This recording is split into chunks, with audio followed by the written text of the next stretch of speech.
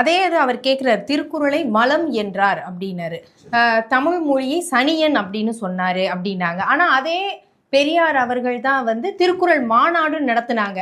அப்ப அவர் முதல்ல எடுத்த ஒரு நிலைப்பாடாக ஒன்றாக பெரியார்கிட்டையும் முரண்பாடுகள் இருந்தது. ஒரு முரண்பாட்டிலையும் அவருக்கு சுயநலம் இருந்திருக்காது. அதனாலதான் பெரியார் இன்னைக்கு கொண்டாடப்படுறாரு.